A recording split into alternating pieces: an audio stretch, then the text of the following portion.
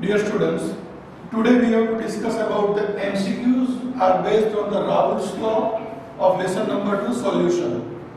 Now my dear friends, these are the particular formulas which is applicable for Raoult's law. Now this Raoult's law is applicable in three different formats. ये जो first formula है it is for non volatile solute dissolve in a volatile solvent, मतलब sugar plus water के लिए, क्योंकि sugar non volatile है, water volatile है। दूसरा फॉर्मूला है P total is equals to PA plus PB, either P total is equals to XA into P0A plus XB into P0B। ये formula हम applicable करेंगे दोनों वोलेटाइल होगा, मतलब दोनों सब्सटेंस वोलेटाइल है। जैसे बेंजीन और टोल्यूइन को मिक्स करें तो बेंजीन भी वेपर प्रेशर प्रोड्यूस करेगा और टोल्यूइन भी क्या करेगा दोस्तों, वेपर प्रेशर प्रोड्यूस करेगा। तीसरा फॉर्मूला है XA plus XB is equals to 1, मतलब total mole fraction of the solution is always 1। और ये जो तीसरा है वो when gas is dissolve in liquid substance, उसके लिए है Raoult's law, P gas is equals to X gas into P total. P gas मतलब कोई भी गैस का partial pressure is equals to वो गैस का mole fraction multiply by total pressure. तो ये तीन फॉर्मूला का यूज करके हमको आज के एमसीक्यू का डिस्कशन करने का है फ्रेंड्स। तो सबसे पहले आपको दोस्तों ये पीडीएफ हमारी वेबसाइट पे जाके उसका प्रिंट आउट निकालना पड़ेगा। वो आपको फ्री एक्सेस दिया गया है वेबसाइट के अंदर जाके, बराबर। तो पहले वेबसाइट पे जाके प्रिंट आउट निकाल दीजिए और जो रेड कलर से किया है वो बॉटम मार्क जो है वो उसके आंसर्स है। तो पहला क्वेश्चन है वो मैं पढ़ता हूँ। The amount of solute molar mass 60 grams per mole that must be added to 180 gram of water so that the vapor pressure of water is lowered by 10% is। यहाँ पे जो सॉल्यूट है वो नॉन वोलेटाइल है और solvent volatile है, मतलब ये पहला फॉर्मूला मैं यूज करूंगा, बराबर। तो एमसीक्यू नंबर 1 जो है उसके लिए P10 minus P1 upon P10 is equals to N2 upon N1 plus N2, either W2 by M2 into W1 by M1, बराबर दोस्तों। तो यहाँ पे बोला गया कि भाई vapour pressure of water is lowered by 10%, तो समझ लो कि प्योर वाटर का 100% वेपर प्रेशर है, तो लोवर्ड बाय 10% मतलब P1 90 होगा, तभी वो 10% होगा, divided by P10 again 100। W2 आपको द अमाउंट ऑफ सॉल्यूट वो गिनने का है, उसका मोलेक्युलर मास दिया आपको 60, W1 दिया है 180 ग्राम ऑफ वाटर और वाटर का मोलेक्युलर मास आपको पता है 18। तो दोस्तों ये टेंसा हो जाएगा आपका 100 माइनस 90 हो गया 10 डिवाइडेड बाय 100, इसको क्रॉस मल्टीप्लाई करो 60 into 10 is equals to W2। तो ये 100 कैंसिल हो गया, तो W2 is equals to how much, 60 gram. W2 is equals to how much, 60 gram. तो दोस्तों अब ये लोग यहाँ पे चेंज कहाँ कर सकते हैं कि 10% की जगह पे 20% कर दे। तो यहाँ मैं लूंगा 100 माइनस 80 करूंगा तभी 20 आएगा। सपोज लोवर्ड बाय 30% किया होगा तो 100 माइनस 30 करता, लोअर बाय 40% किया होता तो 100 माइनस 60 करता। समझ में आया? तो इस तरह से दोस्तों ये सब करने का है, बराबर। यहाँ कोई कैलकुलेटर का यूज नहीं है, मतलब ऐसे क्वेश्चन आपको कंपटीशन एग्जाम में पूछते हैं। Second question, at 80 degree Celsius the vapour pressure of pure liquid A is 520 mmHg and that of pure liquid B is 100 mm of Hg। mmHg मतलब मर्क्यूरी की हाइट के ऊपर का pressure. If a mixture of solution A and B boils at 80 degrees Celsius and 1 atmospheric pressure, the amount of A in the mixture is 1 atmosphere is equals to 760 दिया है क्या pressure mmHg, बराबर। तो दोस्तों यहाँ पे दोनों लिक्विड आपका वोलेटाइल है, A as well as B। तो यहाँ पे मैं फॉर्मूला यूज करूंगा P total is equals to PA plus PB। P total is equals to क्या यूज करूंगा, PA plus PB, बराबर। मेरे को P टोटल दिया कितना, P टोटल मुझको दे दिया है 1 atmosphere is equals to 760 mm, बराबर। यहाँ पे मैंने लूंगा 760 mm, यहाँ PA की जगह पे मैं लिखूंगा XA इंटू P0A और PB की जगह पे लिखूंगा XB इंटू P0B, बराबर। अब दोस्तों मुझको A का गिनने का पूछा है, इसलिए मैं यहाँ यूज करूंगा 760 XA, P0A आपको दिया है 520, तो यहाँ पे यूज करूंगा 520। अब XB की जगह पे लिखूंगा 1 माइनस XA, ये जो है XB, तो XA को यहाँ ले लो तो क्या होगा 1 माइनस XA, तो मैंने वो यहाँ डाल दिया और P0B दिया है आपको 1000। Just simplify, 760 is equals to 520 XA plus 1000 minus 1000 XA, 1000 को आप यहाँ ले लो तो 760 minus 1000 होगा आपका -240 और इसका डिफरेंस निकालो तो ये हो जाएगा -480 XA, माइनस माइनस प्लस हो गया तो XA इज इक्वल्स टू क्या होगा 240 डिवाइडेड बाय 480, ये डिवीजन करो हो गया 1/2 मतलब 0.5। अब आपको परसेंटेज में ऑप्शन दिया है, मतलब मल्टीप्लाई उसको 100 से करो तो यहाँ होगा 50 मोल परसेंट, मतलब आपका आंसर होगा B 50 mole percent. Is that clear friends? Okay, अब हम थर्ड क्वेश्चन के ऊपर आगे बढ़ते हैं दोस्तों। तो क्वेश्चन नंबर 3 जो है, two liquids X and Y forms an ideal solution. Two liquids X and Y forms an ideal solution. The mixer has a vapor pressure of 400 mm at 300 Kelvin. When a mixer in the mole ratio of 1:1 and a vapor pressure of 350 mm. When a mixer is a molar ratio of 1:2 at the same temperature, the vapor pressure of the two pure liquid X and Y respectively, मतलब आपको यहाँ पे दो liquid दिए हैं X and Y, उसमें शुरुआत में 300 केल्विन के ऊपर जब उसका वेपर प्रेशर होता है, टोटल वेपर प्रेशर 400 mm है, तब उसका मोलर रेशियो है 1:1, बराबर। और सेम टेम्परेचर पे जब वेपर प्रेशर 350 mm है तब उसका मोलर रेशियो है 1:2 और हमको पूछा गया कि वेपर प्रेशर ऑफ X और Y क्या होगा। तो दोस्तों इसके लिए हम फॉर्मूला यूज करेंगे P total is equals to ये वाला सीधा XA into P0A plus XB into P0B। अब आपके पास जो इनिशियल कंडीशन है P टोटल कितना दिया, शुरुआत में आपको 400 mm दिया। अब XA कैसे गिनेंगे, तो moles of A divided by total mole, तो शुरुआत में आपको रेशियो दिया है 1:1, तो A का मोल 1 और ये दोनों का टोटल 1:1 मतलब हो गया 2, ये हो गया P0A, बराबर। XB कैसे गिनूंगा, तो वो भी सेम 1/2 इंटू P0B। ये कैसे आया दोस्तों समझ लो, रेशियो दिया है आपको 1:1, मतलब आप 1 + 1 करेंगे, this is your 2 is your total mole, बराबर। अब आपको XA गिनने का है तो क्या करेंगे, XA कैसे गिनेंगे 1/2 और XB भी कैसे गिनेंगे 1/2। आपको पता है मोल फ्रैक्शन कैसे गिनते हैं, खुद के मोल डिवाइडेड बाय टोटल मोल, तो 1/2 XB भी क्या होगा 1/2, क्योंकि A का मोल था 1 और टोटल मोल 2, तो 1/2, B का मोल था 1/2, बराबर। ओके दोस्तों, अब ये दो एलसीएम निकाल दो तो इसको यहाँ मल्टीप्लाई करो तो ये हो जाएगा 800 is equals to P0A plus P0B। दो एलसीएम को यहाँ मल्टीप्लाई कर दिया, इसको दे देता हूँ इक्वेशन नंबर 1।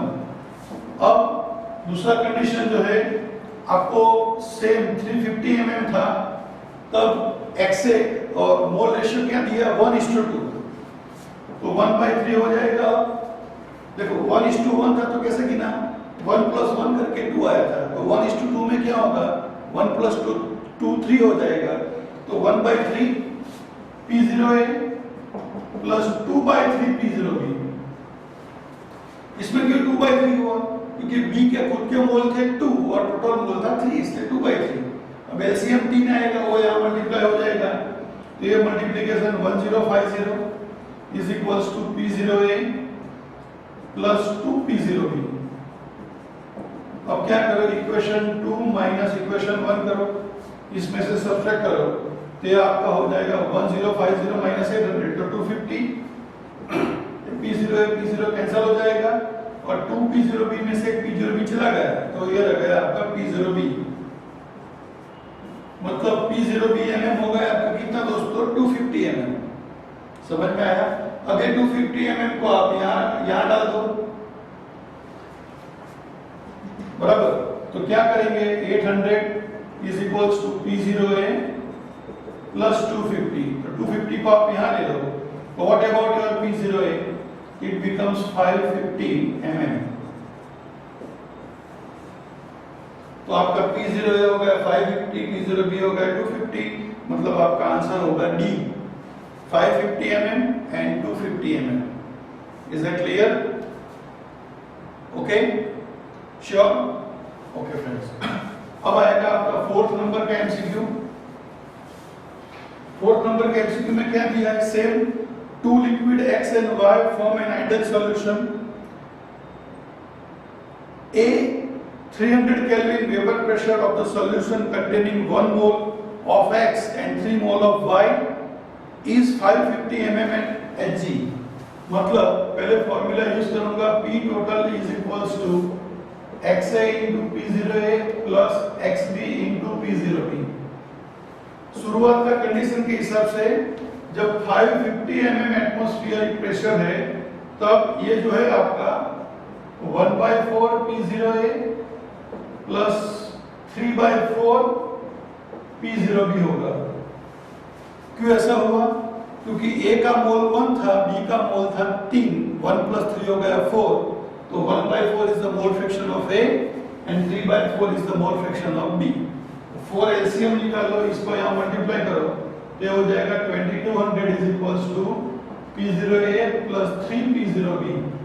इसको ले लो इक्वेशन नंबर 1। अब आगे बढ़ते हैं। At the same temperature, if 1 mole of Y further added into the solution, मतलब Y के पहले मोल 3 थे, अब उसमें एक और ऐड किया, मतलब 3 की जगह पे क्या हो गया 4, 4। Vapor pressure of the solution increased by 10 mm at G, मतलब 550 था, उसमें 10 mm बढ़ेगा, मतलब वो कितना हो जाएगा, कंडीशन नंबर 2 में 560 हो जाएगा। अब ये मोल फ्रैक्शन क्या हो जाएगा, 1/4 की जगह पे 1/5। क्यों 1/5 होगा? क्योंकि 1 मोल Y मैंने ऐड किया, तो 3 की जगह पे हो गए 4, और X के मोल कितने थे आपके पास, 1 मोल था, तो 1 प्लस 4 क्या हो गया 5, तो ये हो गया आपका P0A प्लस 4/5 P0B। अब LCM 5 यहाँ मल्टीप्लाई करो, तो ये हो जाएगा आपका 2800, मल्टीप्लिकेशन करेंगे तो ये हो गया P0A plus 4 P0B।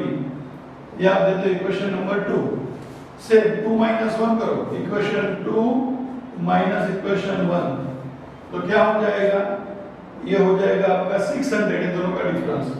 P0 cancel, 4 P0B में से 3 P0B जाएगा, तो आपका P0B mm कितना आ जाएगा दोस्तों, 600 mm। और इसको आप इसमें डाल दो, तो क्या हो जाएगा, 2200 is equals to P0A plus 3 into 600, तो 1800 हो जाएगा, वो यहाँ पे आ जाएगा, तो क्या हो जाएगा आपका 400 mm। ये हो जाएगा आपका P0A। तो आपका आंसर ये आपका PX हो गया, ये आपका हो गया PY, मतलब 400 and 600 ये आंसर होगा, मतलब आंसर होगा आपका C। समझ में आया दोस्तों? ओके, अब नेक्स्ट न्यूमेरिकल पे बढ़ते हैं आगे। तो 5वां MCQ कौन सा है friends? If two substance A and B have a P0A and P0B is 1:2 proportion and have a mole fraction of solution 1:2 then mole fraction of A in vapour pressure, ऐसा पूछा है। Mole fraction in which form, vapour pressure में पूछा है। फिर से to substance ए और B, उसका P0 ए और P0 बी का रेशियो दिया है क्या, तो P0 A is to P0 B आपको दिया है। यहाँ पे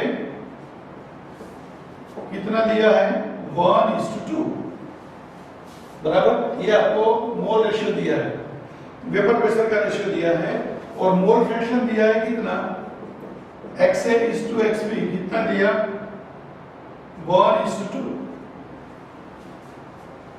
मोल फ्रैक्शन बराबर। तो यहाँ पे मेरे पास दोस्तों फॉर्मूला है P total is equals to XA into P0A plus XB into P0B। अब XA मेरे पास 1, P0A भी 1 प्लस XB 2 into P0B भी 2, ये हो गया 1 प्लस 4, कितना हो गया दोस्तों, 5 हो गया। ये P टोटल हो गया दोस्तों बराबर। ओके, अब मुझको पूछा गया वेपर फेस के अंदर what is the mole fraction of A in vapour face. तो वेपर फेस का मोल फ्रैक्शन गिनने के लिए मैं ये फॉर्मूला यूज करूंगा, कौन सा, P gas is equals to X gas into P total बराबर। अब मुझको किसका गिनने का पूछा है दोस्तों, A का पूछा है, तो मैं यहां कर दूंगा PA is equals to XA into P total. अब मेरे पास PA कितना आया था दोस्तों, तो ये रहा, दिस इज योर PA। आपको पता है P total is equals to PA plus PB, और PA की जगह पे मैं लिख सकता हूं XA इनटू P0A। तो PA है आपका 1 is equals to XA into P total है आपका 5, तो XA इज इक्वल्स टू 1/5 मतलब 0.2, मतलब आंसर हो गया आपका D। समझ में आया। अगर आपको X भी पूछा होता तो 1 माइनस 0.2 कर दो, तो 0.8 जो होगा वो आपका X भी होगा। Is it clear. अब हम दोस्तों 6 क्वेश्चन के ऊपर आगे बढ़ते हैं, MCQ नंबर 6, और जो 6 MCQ है वो क्वेश्चन है, the relative lowering of vapour pressure of N aqua solution containing non-volatile solute is 0.0125. The molarity of the solution is, question कौन सा है, the relative lowering of vapor pressure of an aqueous solution containing non-volatile solute is 0.0125। मतलब आपको ये formula use करना पड़ेगा। तो यहाँ पे मैं यूज करूंगा ये P10 minus P1 upon P10 is equals to N2 upon N1 plus N2, और ये जो पार्ट है this is called relative lowering of the vapour pressure. Relative lowering of the vapour pressure कितना दिया, तो 0.0125, और ये जो है it is stand for your X2। X2 का मतलब क्या, मोल फ्रैक्शन ऑफ डिसॉल्व सॉल्यूट। आपको दोस्तों राउल्ट्स लॉ का रूल पता है, when dilute and ideal solution is prepared by the dissolving of non-volatile solute in a volatile solvent, then relative lowering in a vapor pressure of a solution is equals to the mole fraction of dissolved solute। मतलब N2 upon N1 plus N2 क्या है दोस्तों, मोल fraction of dissolve solute, इसलिए मैंने यहाँ लिख दिया X2 बराबर। अब मैं दोस्तों गिनूंगा X1, तो 1 माइनस X2 कर दो, 1 माइनस 0.0125, सब्ट्रैक्शन करो तो 0.9775, ये आपका हो गया दोस्तों X1, ये हो गया आपका X2। और आपको मोलारिटी गिनने का पूछा है, तो मोलारिटी का formula 1000 into X2 divided by X1 into M1, तो 1000 इंटू X2 कितना है आपका, ये रहा 0.0125 डिवाइडेड बाय X1 है आपका 0.9775 into M1, molecular mass water का कितना होगा 18। तो दोस्तों इसका मल्टीप्लिकेशन करते हैं तो क्या होगा, 1000 multiply by 0.0125 divided by 0.9775 775 again divided by 18। तो यहाँ आंसर आया आपका 0.71। तो ऑप्शन है आपका 0.70, मतलब ये आपका मोलर। तो यहाँ ऑप्शन बैठेगा आपका ए, ऑप्शन बैठेगा कौन सा, 0.70। ओके दोस्तों, ये आपका छठा क्वेश्चन हुआ। अब हम 7th क्वेश्चन के ऊपर आगे बढ़ते हैं। तो दोस्तों, what about your 7th question. 7th question है, if x1 and x2 represented the mole fraction of a component A in vapor phase and liquid phase respectively, P0 and P0B represented vapor pressure of pure A and pure B, then the total pressure of the liquid will be। Question पूछा गया है क्या दोस्तों, the total pressure of the liquid will be। तो देखते हैं, पहले जो डेटा दिए है उसको सेपरेट करते हैं। क्या लिया, x1 and x2 represented the mole fraction of component A in vapor phase and liquid phase। तो पहले हम लिखते हैं वेपर फेज। तो वेपर फेज के अंदर जो दोस्तों लिखा है x1 बराबर, और लिक्विड फेज के अंदर है दोस्तों वो x2 है। वेपर फेज में x1, लिक्विड फेज में क्या है दोस्तों, x2 बराबर। अब लिखा गया liquid mixer respectively and P0A and P0B represented vapour pressure of pure A and pure B। तो दोस्तों आपको फॉर्मूला पता है, P total is equals to PA plus PB। अब PA की जगह पे मैं लिखूंगा XA into P0A plus XB into P0B बराबर। अब मेरे पास जो डेटा अवेलेबल है वो यहाँ गिनते हैं। P टोटल, ये आपके पास PA कौन से फॉर्म में है, XA इंटू P0A। ये आपका लिक्विड के लिए है दोस्तों, ये फॉर्मूला किसके लिए है, लिक्विड के लिए है। अब XA कितना है आपके पास, X1 है, X1 इंटू P0A प्लस ये आप ऐसे ही रहने दो XB इंटू P0B। अब इसका यूज करेंगे हम किसके अंदर, गैसियस फेज के लिए। गैसियस फेज का फॉर्मूला क्या है, तो P gas is equals to X gas into P total बराबर। ये रहा फॉर्मूला लिखा हुआ है दोस्तों बराबर। अब P गैस के लिए मतलब कौन सा गैस के बारे में पूछा, PA गैस के लिए, A गैस के लिए पूछा है। तो PA is equals to XA into P total. अब गैसियस फॉर्म में आपका ये वैल्यू कितना है, x1 है दोस्तों, लिक्विड में ये x2 है तो मैं यहाँ लिखूंगा x2। गलती से मैंने x1 लिखा था, लेकिन लिक्विड में x2 है तो मैं लिखूंगा x2। ओके, ये XA का वैल्यू वेपर फेज में कितना है दोस्तों, x1। ये हो गया आपका P टोटल, और PA ये रहा आपका PA, ये रहा आपका PA। तो PA का वैल्यू क्या है आपका, x2 इंटू P0A। तो what about your P total, तो x2 into P0A divided by x1। तो आपका ऑप्शन कौन सा होगा, बी ऑप्शन होगा। ऑप्शन कौन सा होगा, बी। मतलब यहाँ दो कॉन्सेप्ट मिक्स किए, लिक्विड का मिक्स किया और गैस का भी मिक्स किया। समझ में आया, फिर से P total is equals to PA plus PB। अब PA की जगह पे मैं लिखूंगा XA into P0A plus XB into P0B। XA का वैल्यू लिक्विड फॉर्म में दिया था x2, तो मैंने यहाँ लिख दिया x2, और P0A जैसे थे रखा मैंने बराबर। अब गैसियस फेज में मुझको फॉर्मूला पता है, P gas is equals to X gas into P total. X gas कितना है, PA। XA का वैल्यू था कितना, X1, और P टोटल। PA की वैल्यू क्या है, X2 into P0A is equals to X1 into P total.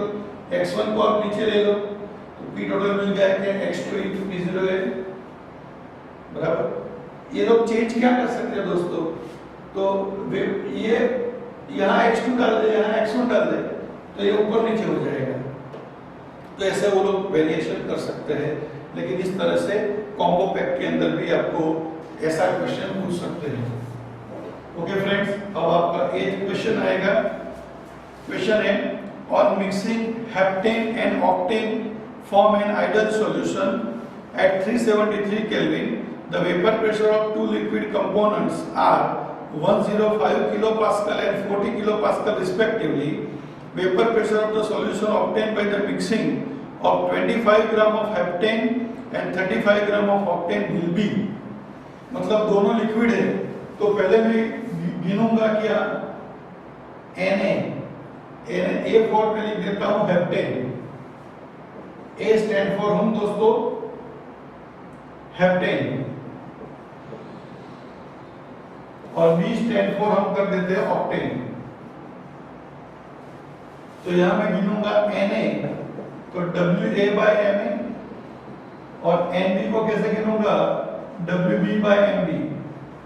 What about WA, weight कितना दिया, मास कितना दिया 25 डिवाइडेड बाय 100 और ये 35 डिवाइडेड बाय कितना होगा 114। तो ये डिवीजन करूंगा तो 0.25 होगा, ये डिवीजन करूंगा तो 0.3 होगा। कैसे का आप यूज कर सकते हो दोस्तों। तो टोटल मोल कितना हो जाएगा 0.25 प्लस 0.3 मतलब 0.55। अब मैं फॉर्मूला यूज करूंगा P total is equals to XA into P0A plus XB into P0B। तो XA कैसे गिनूंगा 0.25 डिवाइडेड बाय 0.55, इसमें P0A आपको दिया है 105 plus 0.3 divided by 0.55 into P0B जो है वो आपका हो जाएगा कितना, तो वो दिया है आपको 45 बराबर फ्रेंड्स। तो इसको सिंपलीफाई करें, ये दोनों जीरो निकाल सकते हैं तो 25 into 105 डिवाइडेड बाय क्या होगा फ्रेंड्स 55 प्लस इसका कैलकुलेटर में सीधा यूज कर लेते हैं, सीधा मल्टीप्लिकेशन क्या 0.25 मल्टीप्लाई बाय 105 डिवाइडेड बाय 0.55, तो ये हो गया आपका 47.72 plus 0.3 multiply by 45 divided by 0.55, तो ये हो गया आपका 24.54। अब ये दोनों का एडिशन प्लस 47.72, तो आपका आंसर होगा 72.26 mm,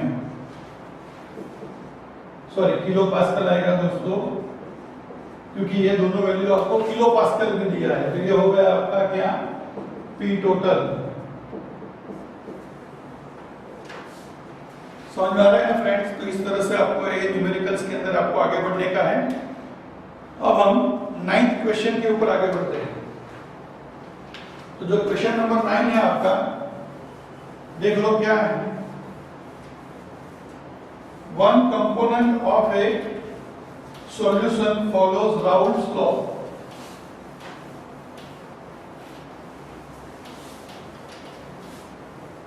One component of a solution follows Raoult's law over an entire range of 0 less than equals to x1 less than equals to 1, 0 less than equals to x1 less than equals to 1. The second component must follow the Raoult's law in the range when x2 is, बराबर। आपके पास PDF है दोस्तों, 9th question आप पढ़ सकते हो। आपको दोस्तों ये भली भांति पता है x1 plus x2 is equals to क्या होता है 1। Total mole fraction of the solution always क्या होता है 1। अब आपके पास जो एंटायर लिमिट है वो कौन सा है 0 less than equals to x1 less than equals to 1। तो चलो पहले यहाँ पे x1 का वैल्यू 0 ले लो, तो 0 plus x2 is equals to 1, तो x2 क्या हो जाएगा, मतलब when x1 is equals to 0 implies that x2 is equals to 1 हो जाएगा। अब आप x1 1 ले लो तो क्या होगा 1 plus x2 is equals to 1, तो x2 क्या हो जाएगा 0। तो यहाँ पे दूसरा लिख सकते हैं x1 is equals to 0 implies that x2 is equals to x1 is equals to 1 implies that x2 is equals to क्या हो गया 0। तो ये रेंज कौन सा हो जाएगा, similar range 0 is less than equals to x2 is less than equals to 1। तो आपका आंसर हो जाएगा कौन सा, डी आंसर होगा फ्रेंड्स। और 10th क्वेश्चन है यहाँ पे, 10th क्वेश्चन कौन सा है, the vapour pressure of a solvent decrease by 10 mm of mercury when a non-volatile solute was added to the solvent. The mole fraction of the solute in the solution is 0.2. What should be the mole fraction of the solvent if the decrease in the vapor pressure is to be 20 mm at the mercury? मतलब ये जो question दिया गया है उसमें बोला गया है कि जब 10 mm था तब वेपर प्रेशर कितना था, उसका 0.2 था। तो formula P10 minus P1 upon P10 is equals to N2 upon N1 plus N2, बराबर Raoult's law for non volatile solid dissolve in a volatile solvent.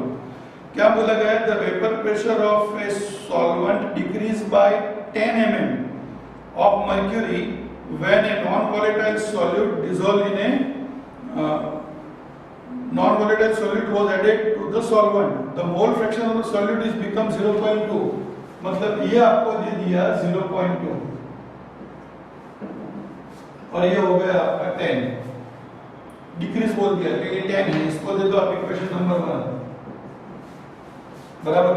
अब बोला गया क्या, what should be the mole fraction of the solvent if the decrease in the vapor pressure is to be 20 mm at mercury। मतलब ये 10 mm पे था, अब ये 20 mm पे गिनो तो यहाँ लिख दो x2, इसको दे दो इक्वेशन नंबर 1। अब आप कर दो क्या, इक्वेशन 1 डिवाइडेड बाय इक्वेशन 2 करो, तो 10/20 इज इक्वल्स टू 0.2 x2, ये 0 0 का क्रॉस मल्टीप्लिकेशन करो तो x2 इज इक्वल्स टू हो गया 0.4। लेकिन ये दोस्तों सॉल्यूट का है, ये किसका है, सॉल्यूट का, और पूछा है किसका, सॉल्वेंट का पूछा है। तो क्या करूंगा 1 माइनस x2 मतलब 1 minus 0.4 is equals to answer होगा 0.6। आंसर क्या होगा 0.6। ओके फ्रेंड्स, तो ये आप गिन लो, फिर हम लास्ट क्वेश्चन करते हैं। Now students, we have to discuss the last MCQ of this PDF. It is the MCQ number 11. Dry air is passed through a solution containing 10 gram of solute in 19 gram of water and then through pure water. The loss of weight of solution is 2.5 gram and that of pure solvent is 0.05 gram. Calculate the molecular weight of the solute. तो इसमें दोस्तों ये formula use होगा Raoult's law का, P10 minus P1 upon P10 is equals to W2 by M2 into W1 by M1। हमको ये गिनने का बोला, this is the question mark. Okay, this value is given to us, how much, it become 0.05 and P1 is given to 2.5, question में mention किया गया है। W2 is 10 gram given to you, M2 गिनने का है, W1 आपका 90 ग्राम और water का मोलेकुलर मास होता है 18, तो ये होगा 18 5 और ये 5 2 बराबर। तो M2 इज इक्वल्स टू क्या होगा 2.5 into 2 डिवाइडेड बाय 0.05 बराबर। Just do the simplification friends, क्या होगा 2.5 नीचे कर देते हम 10, ये हो जाएगा 5, ऊपर हो जाएगा 100, ये हो गया 5 2 सा, एक 0 कैंसिल हो गया, तो आंसर क्या हो जाएगा, सॉरी 5 5 सा 25, तो 5 2 सा 10, 10 into 10 हो गया क्या 100 ग्राम्स पर मोल। आंसर क्या हो गया आपका 100 ग्राम्स पर मोल। तो दोस्तों इस तरह से हमारा एमसीक्यू का आज का राउल्स लॉ का जो कॉन्सेप्ट है वो खत्म हुआ। दोस्तों ज़्यादातर ये राउल्स लॉ के क्वेश्चन आंसर आपको जेईई नीट के अंदर पूछते हैं और किस तरह से क्वेश्चन को सॉल्व करने का उसकी हमने सभी बातें की हैं, बराबर। आई होप कि आपको मजा आया होगा दोस्तों। तो मेरे ये यूट्यूब चैनल को लाइक कीजिए, शेयर कीजिए, सब्सक्राइब कीजिए और मेरी वेबसाइट की बात भी अपने फ्रेंड्स तक कीजिए, बराबर। Thank you very much friends.